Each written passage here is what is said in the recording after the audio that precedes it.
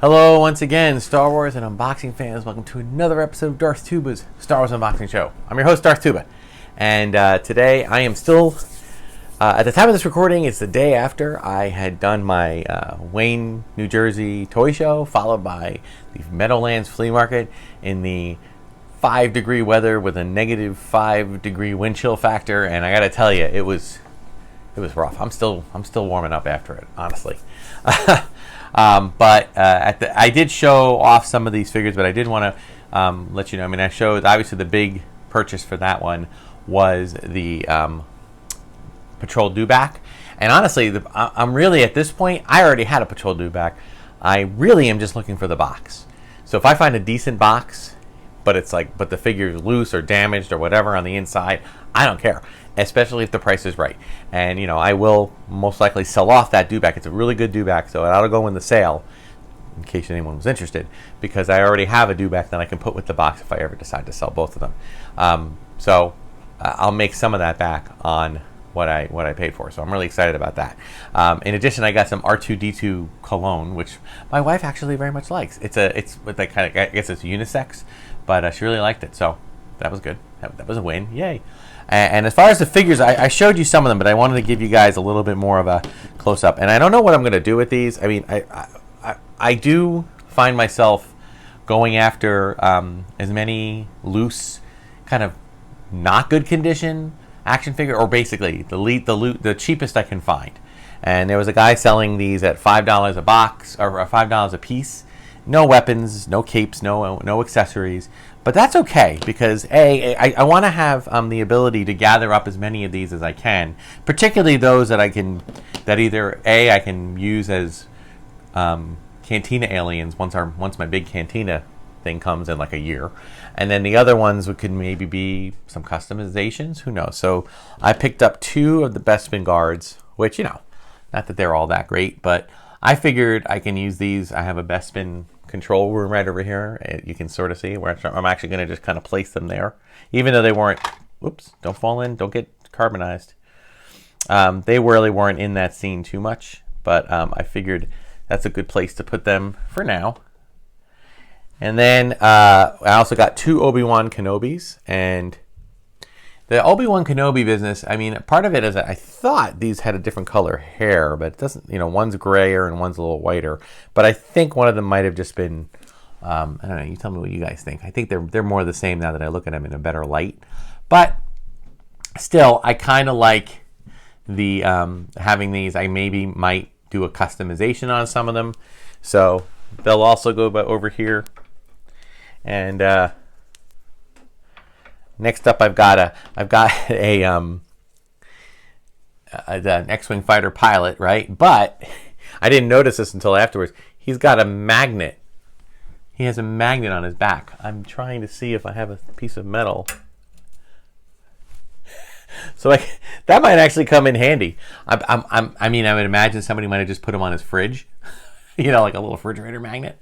But also, that might be a cool way to do some kind of like forced levitation or something in a diorama scene. So I'm kind of glad I have that. So I have 2 more over here. I'm just going to kind of put those guys together. I also have General Veers, or the Imperial Commander from Empire Strikes Back. Again, he's you know, these are not the best shape, but it's so funny because I've been also heavily involved with, and I just noticed I have a Greedo and a Walrus Man back here, and look what else I got, another Greedo, another Walrus Man. But here's the deal, there have been multiple Greedos, so I'm going to just tell my own story. In my headcanon, there'll be multiple Aqualish Walrus Men figures too, and we'll put them out there. But these are very, very poor condition figures, and I kind of like it. I like the damaged figures. Now, I've done all sorts of crafts using figures, and these guys are not, I'm not wasting any money, but, you know, I've heard people have been, I mean, I've seen on Facebook Marketplace, they have like groups that sell figures, and people are, you know, they're getting figures AFA graded, and, you know, with a weapon, and they're trying to sell them for hundreds of dollars, like $100, $150 a piece. This is a loose figure, by the way, loose. I really don't know if anybody, unless you really are into the whole AFA grading thing, I don't know how much I would recommend going out. Somebody was offering all the Ewoks. There were 7 Ewoks for $1,200. And then people were commenting, oh yeah, that's a good price. You're going to have to pay like $200 a piece for each of them. And I'm like, are you though? I mean, really? If you just do a little bit of research, because some of these are in bad shape, but some of them are not.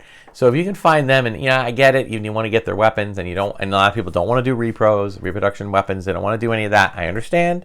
And if that's you, I get it. But for me, if you want to build up a vintage collection, start at toy shows and go through those little bins. A lot of them are very organized by franchise.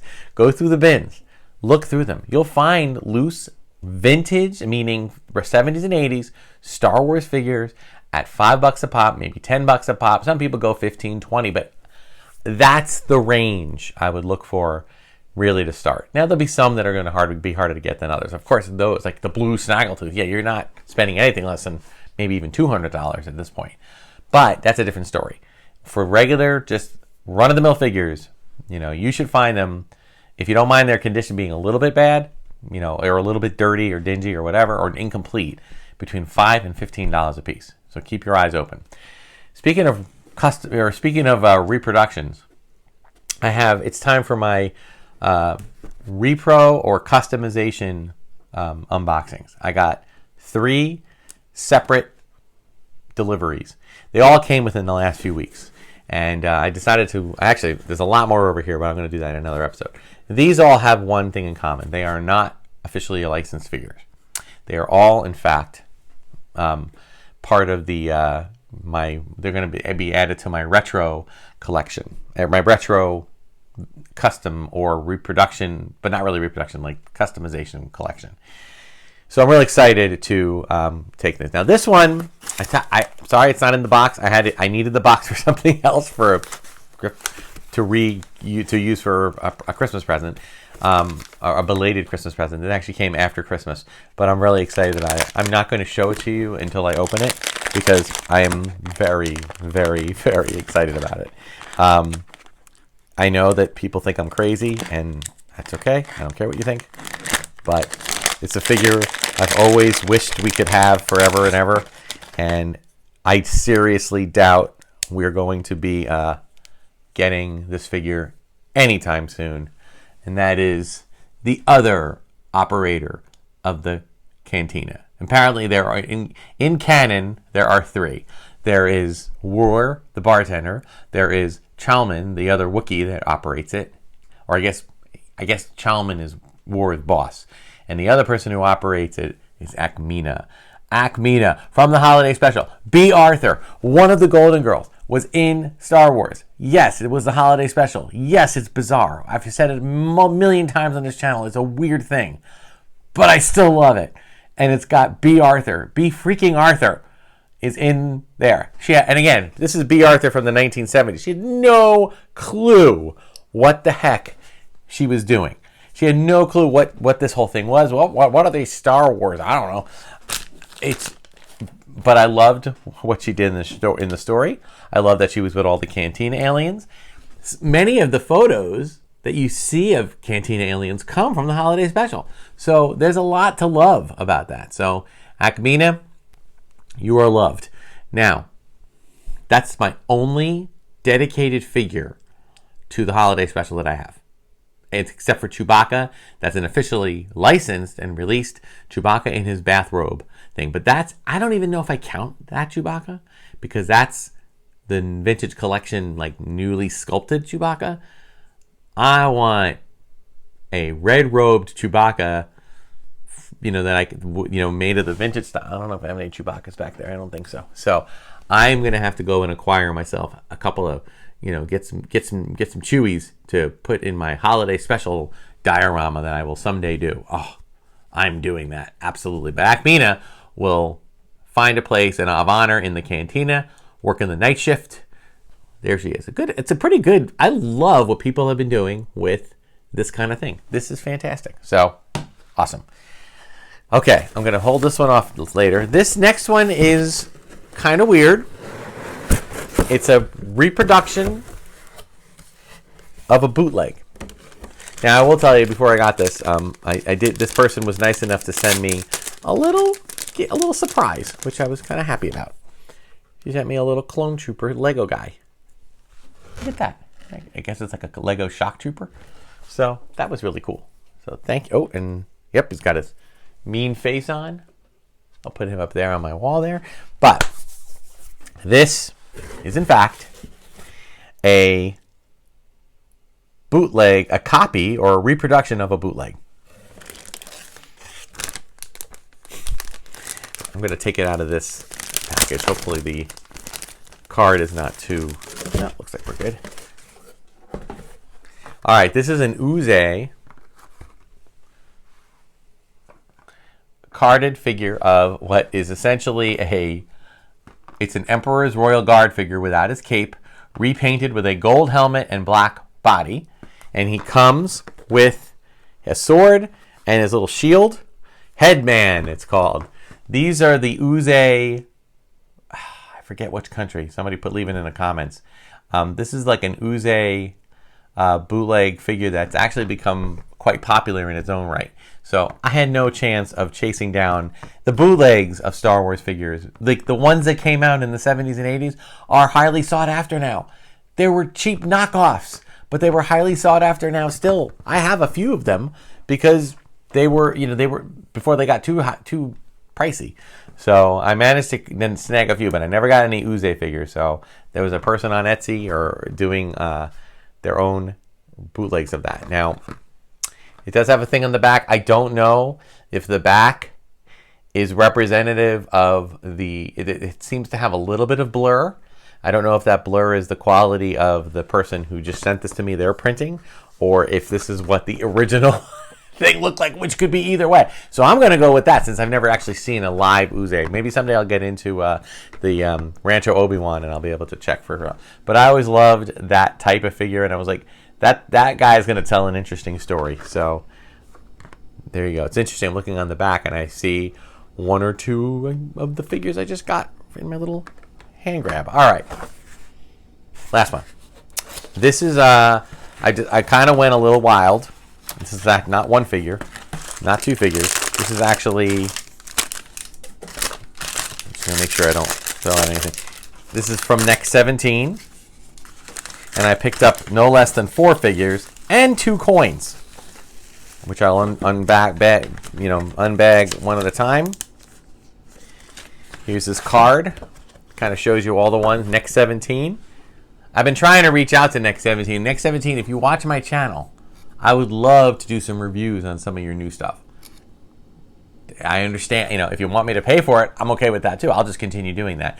But, I'm not buying every single one of the things you do, but I bought a lot of them. So far I bought, like these are some of the new things that are the Sith line, limited edition, some accessories. They're doing some coins now. But then these are the main figures that they've come up with. So there's a lot of cool things that they've come out with. I really got to say, it's been pretty awesome. But I'll start with I'll start with the figures. And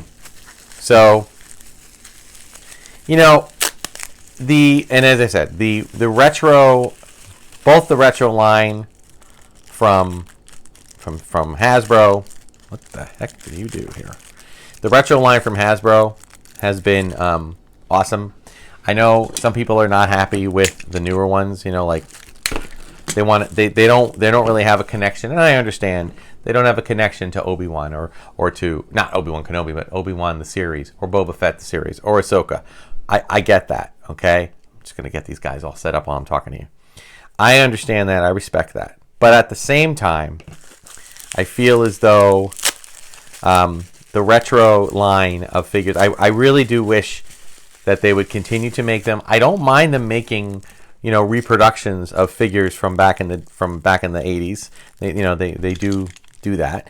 I just wish that they would do a little bit more of their own, the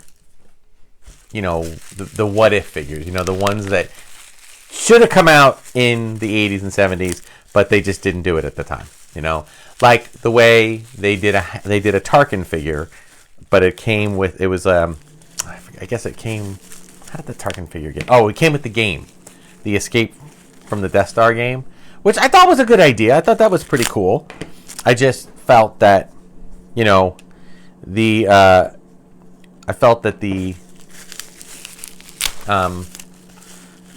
I mean, the game is nice, but you know, I'm not really into board games, and I didn't feel like I should have had to absolutely do the board game, buy the whole board game just to get the figure. And on top of that, that made the purchase the figure more expensive. And you know, I didn't get a second one, so Target is one of my few figures that is not loose. If I can find another one, or if they re-release them loose, that would be awesome. So anyway, all right. So we'll start with. We have the ISB officer, like Yularen or one of those guys, or Dira from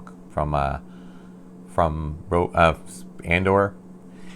Very similar in respect, in facial, in the hat, and in the uniform to the Imperial officer, one of the Imperial officers, right? Like the Captain Nita or Admiral, or Captain Nita or Captain Piet, Admiral Piet, like that kind of thing. But now I got to say this: these are not 3D printed figures; these are actually molded figures, which is really cool. I don't know how they do it, but they do it. And they do these really great figures that look somewhat like our original counterparts from back in the day, but not. They're unique in their own right too. And they right even down to the weapons, which look like they could have been weapons from the 70s and 80s, but they are not. These are not copies of those weapons. They're their own design. So that is cool. And then there's another one, a scanning trooper, I believe. I think it's 113. Yeah, Imperial Scanning Crew. That's this guy. And again, a lot of these have a lot of similar vibe, but it's just cool to have a figure that, you know, looks like the ones from back in the day when we never had them. So that's cool. And then we have two patrons from outside the cantina, or in the cantina. We've got, let's make sure I got the right one here. We've got Mosep, right? And Ka. Mosep and Ka. Here's Mosep, I think. Wait a minute, 114? No. This is Mosep. Sorry, he's got the longer thing. And then this is Ka, right? And again, they all look the same, right, in terms of uniform, but their bodies are the same type of alien species, but the hair structure is molded differently. So really, really cool. I'm excited. I think this is great. I think these are going to find themselves right again in the cantina. I'm going to put them up back here with Ackmena as they wait patiently for the cantina to come in. Now, in addition, I decided to spend a little extra money and pick up 2 coins. The coins, now they went a little above and beyond. They got the scanning trooper, got a coin. Elite operatives, adept at surveillance and tracking, ensuring Imperial dominance and control. So this is exactly the same size, weight, thickness of the coins from the Power of the Force, original Power of the Force line in 85, right? So cool that they made their own coin, but not one that you could mistake. If you look at it closely, you can't mistake it for the other one. So I want to keep the coin for now. I have a little coin like holder that it's the one that Hasbro actually used. And this next one is again Mosep and Ka, and it's traders. They're not traders, and they trade. It's hard to read, but I have to get the reflection just right. Shrewd traders from the planet Nimbanel, often seen in the Mos Eisley Cantina in fairly questionable company. And there they are. You can see there. See, there they are. It goes with their figures. So that is so cool. So anyway, I know people have heated opinions about bootlegs, reproductions, customizing. But again, don't be a gatekeeper. That's all I'm going to say. I understand there's a value thing. People might not understand, but I'm saying buyer beware in all situations when you go out there. You should not be going out and spending oodles of money if you don't have that money to spend. And if you do have that money to spend, then spend it as you will, okay? And enjoy your collecting hobby however you want to. Okay, I recognize that there are people who don't like customizations and don't like bootlegs, and I understand that. But there is a part of the history of Star Wars that includes bootlegs, it includes customized figures, it includes reproductions, it includes making figures, customizing figures that have not been created by Hasbro. And Hasbro understands this because they are creating retro figures. And the next line they announced, I think there was only one figure that might be a repeat, and that's Walrus Man. All right, that might, I mean, maybe they're going to do something different with his claws or something, and do something different with his arms and legs. Who knows? Or maybe it's going to be a straight up reproduction of the old figure. Either way, that's fine. All right, but the other 5 that they announced are all ones that they've never done before. So clearly they recognize that there's a market. And I don't know if they continue to do that. I don't know. I mean, there is a part of me that wonders if Super 7 is going to eventually take the license and just go to town with this kind of stuff. But who knows? You know, who knows if they're going to do that. We can't tell the future. But anyway, thanks so much for watching, guys. Be sure to check out all my other content, all my other playlists. Like, subscribe, hit the notification. Please spread the word about the channel. I am, you know, in my professional world, I am starting to wind down my career. Still got a few more years. But upon retirement, I want to really focus on building up this channel and making it a place for people to go, to see, to enjoy some Star Wars collecting positivity. I've been inspired by a lot of other people I've been watching that do different things, and I'm not willing to just do one thing. I want to kind of do a lot of stuff. I'm a little bit of a short attention span person, or ADHD, I suppose, and I want to try a lot of different things. So talk up the channel, ask me questions, leave comments, email me darthtuba77@gmail.com if you have any requests. Thanks so much for watching. Check out all the other content on Red 5. You can also find me on Instagram and Bluesky. Just look for Darth Tuba. Darth Tuba Star Wars Unboxing page on Facebook. Thanks so much for watching, guys. Until next time, may the Force and the toys, whether they're officially licensed, bootlegs, customizations, whatever, may they all be with you.